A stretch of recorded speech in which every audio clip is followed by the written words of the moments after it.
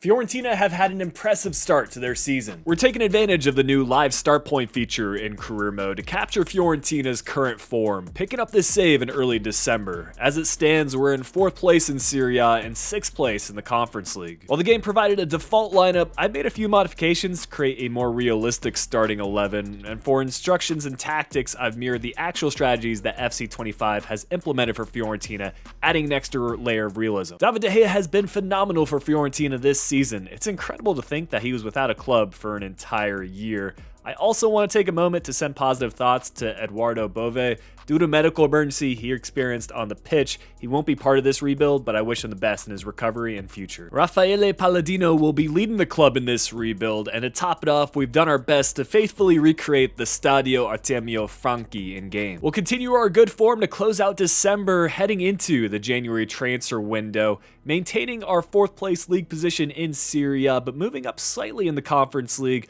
also in 4th place. Board expectations are enabled for this rebuild, so I'll revisit these objectives each season, and we have 23 million to work with in our transfer budget. I want to use some of those funds to visit expiring player contracts. Of course, we're going to be renewing the contracts for David de Gea and promising center back Martinez Quarta. Cristiano Biraghi is an interesting example. Although he's technically listed as Fiorentina captain, I think we have better options at left back moving forward, so I'll be letting his contract expire. Valencia swooped in and made a pre-contract deal with Biraghi, so he'll be departing at the start of next season. I've also decided to let our backup goalkeeper Terracciano go. I think he's expecting first team minutes, and that's just not going to happen while De Gea's at the club. We will start the save with some youth academy prospects. Our best talent is an Italian goalkeeper with 70 to 94 potential, but of course we will be setting up some new scouting networks starting in Italy to search for a center attacking mid with a shadow striker, half winger, and classic 10 playstyles. This is meant to resemble Roberto Baggio, also known as the Divine Ponytail.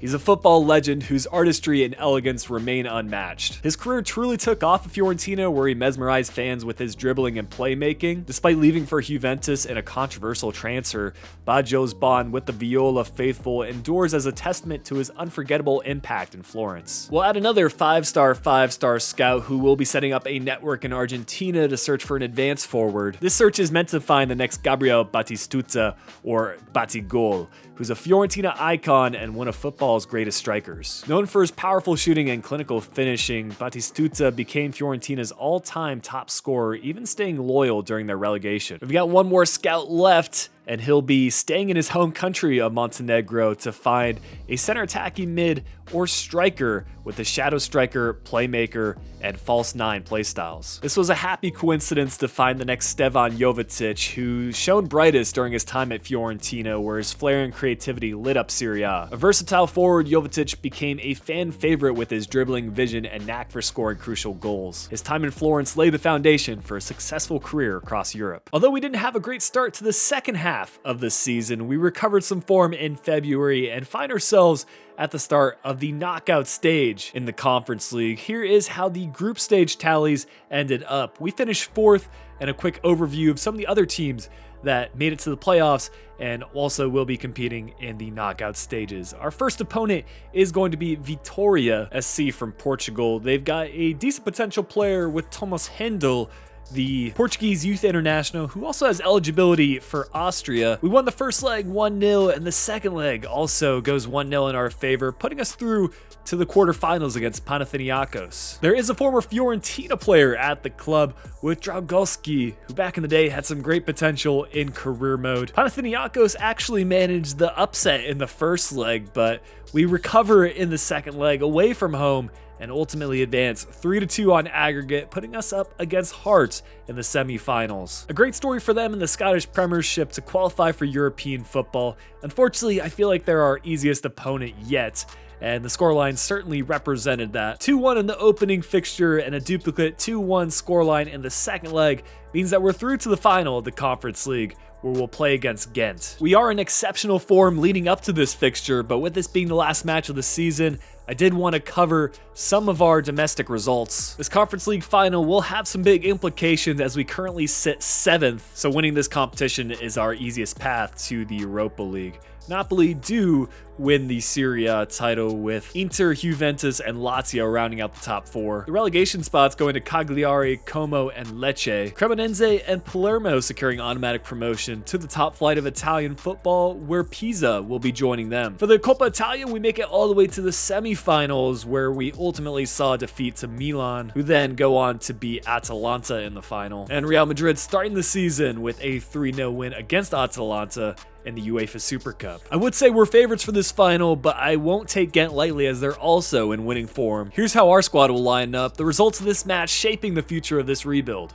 It was just last season that Fiorentina made it to the final of the Conference League, losing to Olympiacos, but we can write a different storyline here and hopefully a winning one. Starting with the first highlight, it's oddly off of a corner kick. Unsuccessful in doing that, but we managed to keep the ball inside the box and a lot of fortune going our way.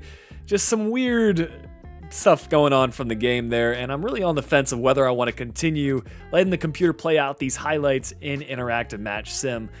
Judging from what I've seen so far, I'm not super happy with how these highlights have turned out, and I almost feel bad when these kind of goals are scored. But we'll push on and keep up with the second half here as Ghent tries to get back into the match. Good save from De Gea and good clearance to get that one away. But our opponents were definitely on the positive foot here in the second 45 minutes. Chance after chance, and this one is going to fall in the back of the net. Off the post and in, and all of a sudden we've got a match on our hands. 81st minute now, and once again it is going to be Ghent who has an effort going off of the crossbar this time. So at the end of 90 minutes and extra time, the match is level. Penalty kicks seem to be the most popular outcome for these interactive match sims, and De Gea with a good save early on to put us on the front foot early. Fortunately, we're converting our chances, and that's all we need to do at this point, just hang on to a lead, and we've got a solid shot stopper with De Gea who can put us out in front. Ghent still converting every chance besides that first one, so it's going to be up to Moise Kean, and what better person to have step up and rise to the occasion.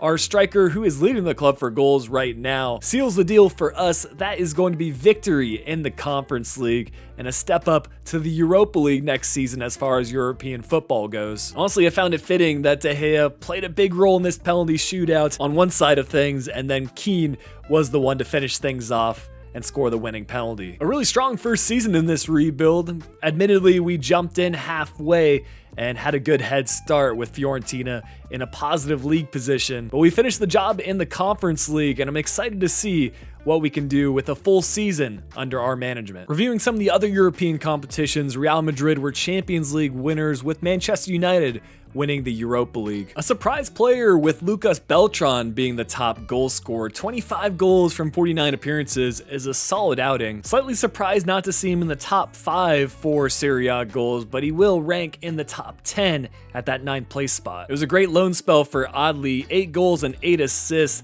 It gave him the most assists at the club. Once again, we're not featuring in the top 5, but we will feature in the 10th place spot with Adli. And I feel like a broken record, but surprise, no David de Gea in the top 5 for clean sheets. He will rank as the 6th best goalkeeper in Serie A for clean sheets though. It's probably fair that we didn't have any players make the Serie A team of the season considering our 7th place finish, but it's Paulo Dybala that takes home the award as player of the season. We've got 3 youth academy players to talk about, starting with Stefan Jovetic's regen.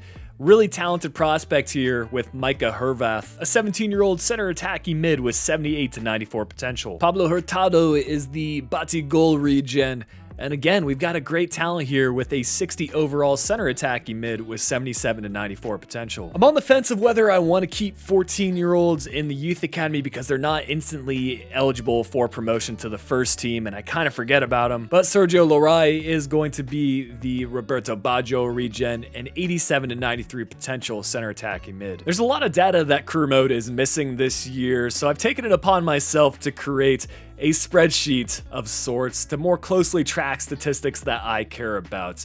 Each of these columns can be filtered and sorted with players highlighted in yellow at the club on loan, players highlighted in blue loaned out. But if we go to another column, like for example, the rating growth column, sort from Z to A, we can see which players saw the most growth over the course of the season. This used to be a feature in career mode, and for whatever reason, it's been taken out for FC 25. But if we look at a player like Beltran, for example, he saw some of the highest growth in his rating. He also, of course, led the club in goals scored. So even though he doesn't have the highest star or end rating, he's a player I want to be a big part of this rebuild.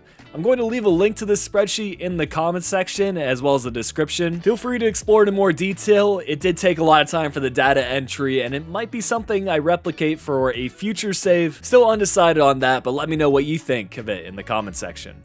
Off the back of a conference title victory, we've got an exciting second season in store with Fiorentina. Our board expectations are fairly moderate as we look to reach the semi-final of the Europa League and qualify for a European competition as far as domestic performances. We have about 36 million to spend in our transfer budget, but we will be approving some transfer deals in order to keep things realistic. Nico Gonzalez set to join Juventus on a permanent basis in real life. Although we got an initial offer from Spurs, he will be heading to Atletico Madrid for 30 million.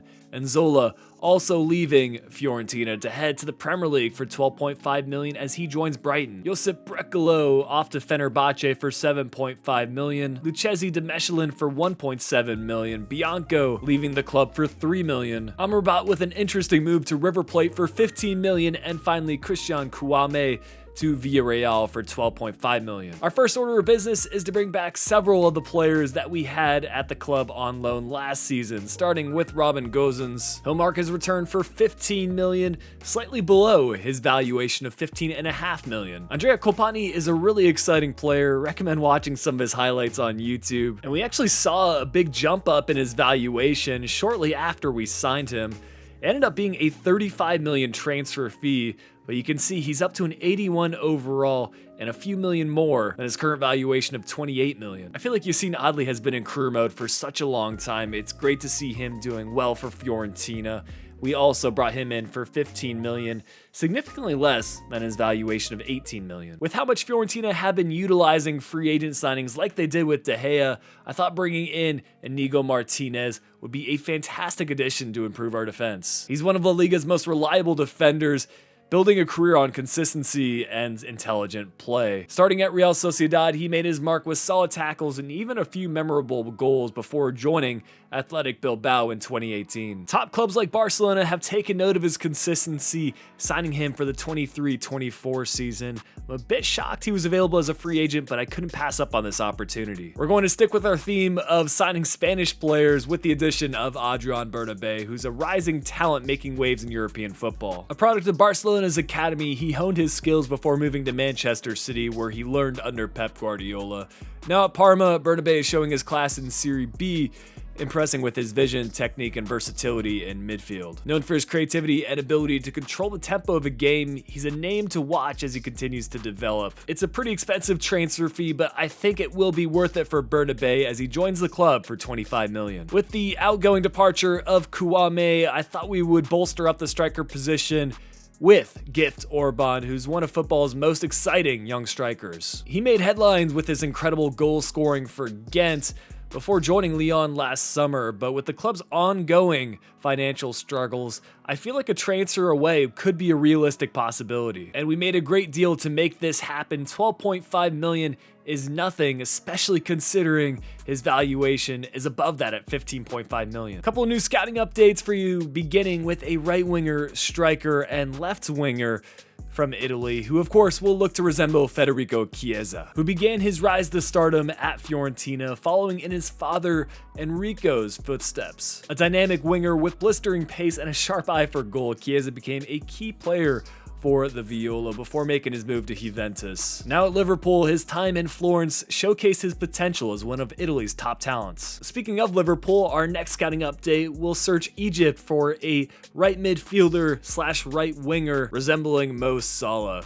who before becoming a global superstar had a brief but impactful spell at Fiorentina. Joining on loan in 2015, Sala dazzled Serie A with his electric pace and creativity, helping the Viola reach the Europa League semi-finals. Finally, we'll search Portugal for a center attacking mid with the playmaker, half-winger, and shadow striker playstyles. Rui Costa, or the Maestro, is a Fiorentina legend known for his vision and elegance. The Portuguese playmaker orchestrated the Viola attack in the late 1990s, forming a lethal partnership with Gabriel Batistuta. We had a strong start to the season, winning all of our fixtures in August, finally dropping some points to Napoli, but in our first Europa League fixture, we will share points with Stade Rennais. Generally speaking, we maintained strong performances in Serie A. I can't say the same about how we performed in the Europa League, but we'll check in at the January transfer window, and we find ourselves second in the Serie A standings, just 4 points shy of Napoli.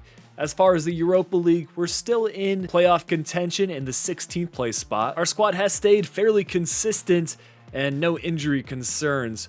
So as we close out the group stage of the Europa League, our top 8 spots, no surprises as Chelsea take the top place. Milan surprisingly dropping to the top of the playoffs, but we finished kind of middle of the pack in the 20th place position. That'll put us up against Lens in the playoff eliminations. They've got a really talented player on loan with Yohan Boni, who I was thinking about signing from Parma, but Barcelona beat us to the transfer. We did win the opening fixture 2-1, and before we play the away leg, we've got a more crucial match in Serie A.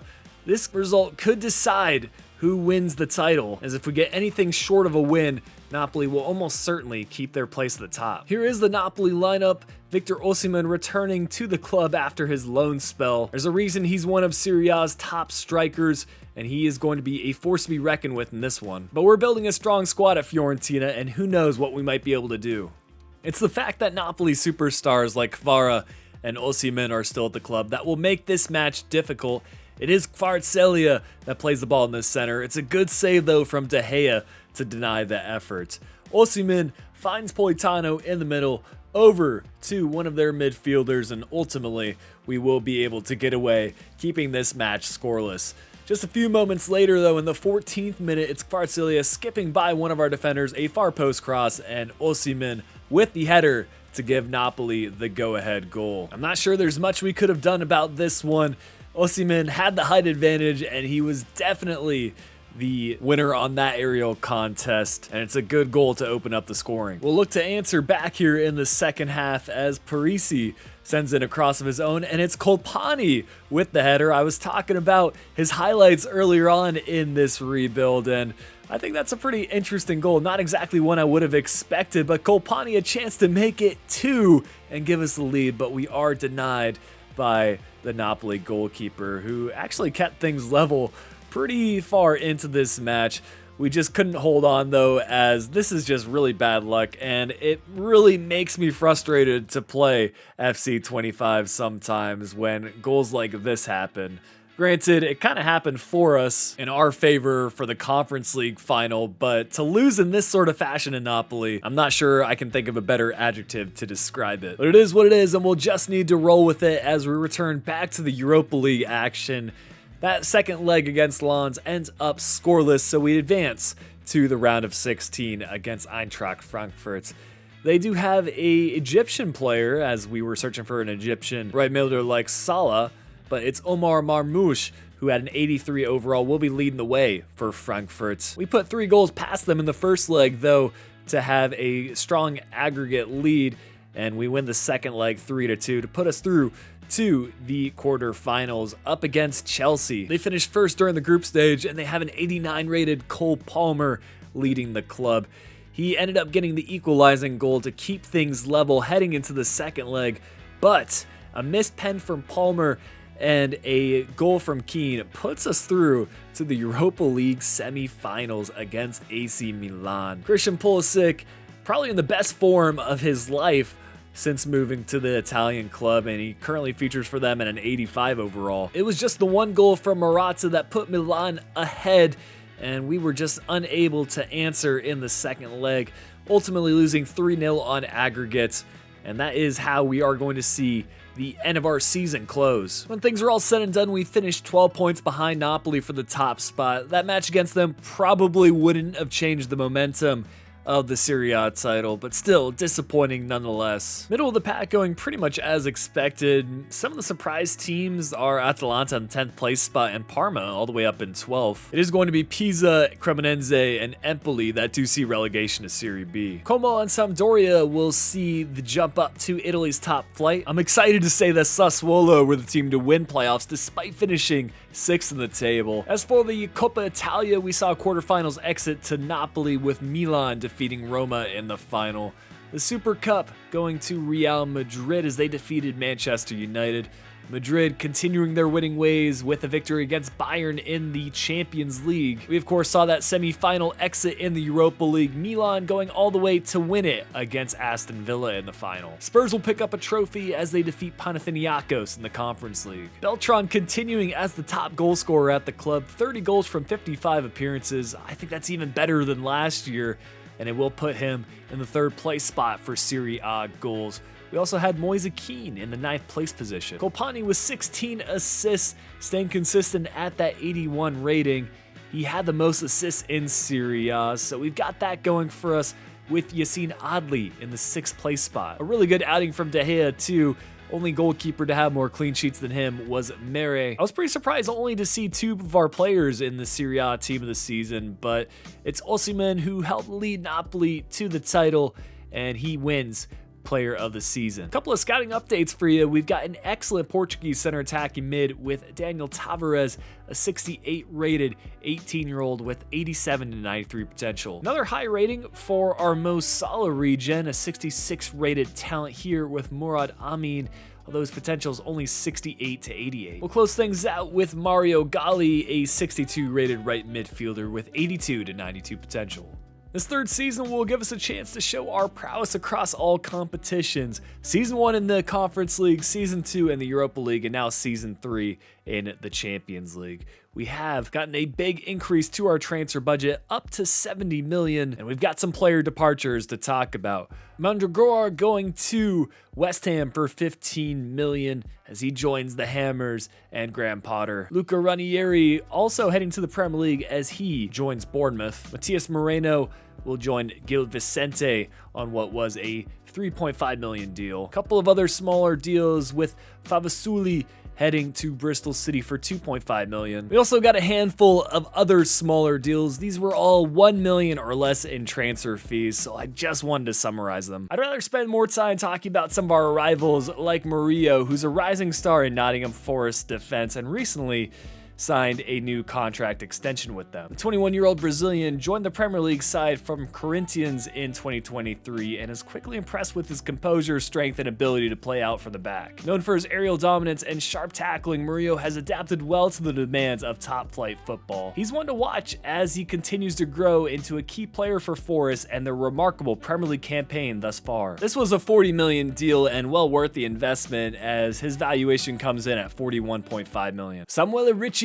up next, and he's one of Italy's most promising young midfielders. Currently playing for Torino in Serie A, the 22-year-old has earned a remarkable amount of reputation for his composure, vision, and versatility. A product of Empoli's academy, Ricci's technical ability and tactical intelligence have made him a standout talent. Already a part of Italy's senior squad, he's seen as a key figure in the national team's future. This was a 30 million deal, and similar to Murillo, he comes in for under his current valuation of 30.5 million. Kassim Ouattara is a rising talent in AS Monaco's squad, and the 21-year-old French left back, known for his pace, defensive strength, and ability to contribute in attack, will be our next signing. He lines up with Monaco's focus on developing young players, as Ouattara already has showcased his potential for his contributions while at Amiens in Ligue 2. With his dynamic style and growing maturity, I think he's going to be one of the left backs to watch in the future. Just a 10 million transfer here as he fills in as a squad rotational left back, and again, continuing the signings of under the player's valuation. We'll close things out with what I think is one of the best transfers thus far with Vicente Poggi. He's a young midfielder making a name for himself at Nacional in Uruguay. Born in Montevideo, The 21-year-old is known for his composure, vision, and ability to dictate play from deep in the midfield. Coming from Italian heritage though, Poggi's also eligible to represent Italy. His dual background not only reflects his versatility on the pitch, but also makes him a unique talent to follow closely. With growing attention from clubs abroad, Poggi's poised to make his mark on the global stage. And just like our last transfer, he'll come in at a 10 million deal, going 4 for 4 and bringing in players for less than our valuation. Some great business this summer. We'll have a new batch of scouting updates coming through, starting in Italy to search for a target forward striker to resemble Luca Toni, whose prolific career reached new heights at Fiorentina, where he won the European Golden Shoe in 2006 by scoring an astonishing 31 Serie A goals. A towering striker with exceptional finishing, Toni's goals helped the Viola return to prominence and still remains a beloved figure in Florence. We're going to scout for 2 positions in Serbia, a center back and a striker to resemble Nikola Milenkovic and Dusan Vlahovic. The duo played a pivotal role in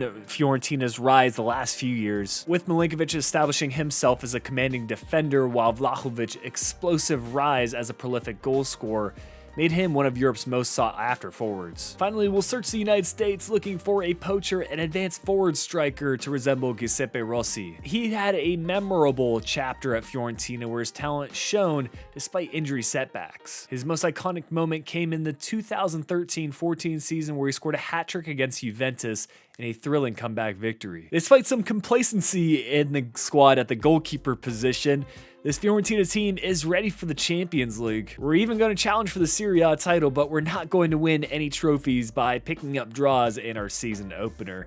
But we'll simulate that first month and through to our first Champions League fixture against Real Madrid. It's going to be a tough road ahead as we lose our opener, but we'll simulate the next few months and even all the way up through to the January transfer window and check on results. For Serie A, we're not even in the top 8, so our hopes for a title are slim to none. A lot of our focus now will go into other competitions like the Italian Super Cup, where we'll play against Napoli again. If the group stage were to end right now in the Champions League, we would advance to the playoffs, so we just need to hold our form there. With a preview of January ahead, we'll head into the Super Cup action and take a look at our squad going into this match. You will start to see some players declining in their rating. Napoli looking as strong as ever, winning their last 5 fixtures. We haven't had good luck against Napoli, but maybe that'll change with some of these new additions to the Fiorentina squad. Highlights are going to start with Napoli as they send in the cross, similar to what they did in the first match. But this time they play the ball around the edge of the area. Eventually it is going to be played through to Osimhen, and just like last time, he will continue his scoring and get the opening goal in this one. 26 minutes in, Osimhen over to Kvara. He's going to go wide with it and look for another option in the middle. Kvara to Osimhen, a good save though from De Gea to keep us in this match. Off the corner kick, it's going to be staying within the box, and then eventually Murillo playing out of the back. Some good distribution from him. Now it's over from Keane to Parisi, our left back pushing all the way up. You've got to do well with this chance, and somehow we don't get the equalizer. Dodo, though, finding Beltran. He's scored so many goals for us in this rebuild so far, but save after save for Napoli's keeper. We're into the second half, and it's going to be a chance for us to get the equalizer. Keane with several chances through on goal, but something about Mary, he was not going to be scored on in this match, as even in the 84th minute, we do well to keep hold of possession. We get it to our strikers. Everything about this is right, except the finishing piece. Kind of sums up this rebuild so far, at least whenever we're playing against Italian opponents. Losing to AC Milan in the Europa League semifinal, couldn't seem to beat Napoli on multiple occasions, so it will be the team from Naples that lifts the Italian Super Cup. A chance for silverware for us in this third season isn't going to happen, at least not yet, and we'll have to turn our attention to some of these other competitions. We'll take a look at how the Champions League group stage ended. Manchester City with the first place spot, Real Madrid dropping into the playoffs, a bit surprising for them, and that is also the stage that we'll be competing in as we finish 18th. A couple of surprise teams getting eliminated out of the competition like Borussia Dortmund, but that's what it's going to be like in the Champions League. It's only going to be the best of the best. We'll finish January with some mixed form and head into February, where our playoff fixture in the Champions League will be against Spurs. they've added 2 fantastic strikers, Victor Gyökeres as well as Endrick from Real Madrid. First leg ends 3-1 in Spurs' favor, and we cannot mount a comeback in the second leg. So a swift exit for us in the Champions League. It means we're just going to need to simulate a few months at a time, up through February, March, April, and into May. We're going to close things out with a few competitions. First, we have an opportunity to lift the Coppa Italia against Milan, who of course beat us early in the rebuild in the Europa League. They seem to be the top side in Italy right now, as they have all but claimed the Serie A title. Largely speaking, they've kept a lot of the same players with a couple of new additions to the team. Surprised that Rafael Leao nowhere in the starting 11. But our squad, despite dropping in rating, does have some experience on our side. We've acclimated ourselves well to this starting 11 and tactics, so we have that going for us.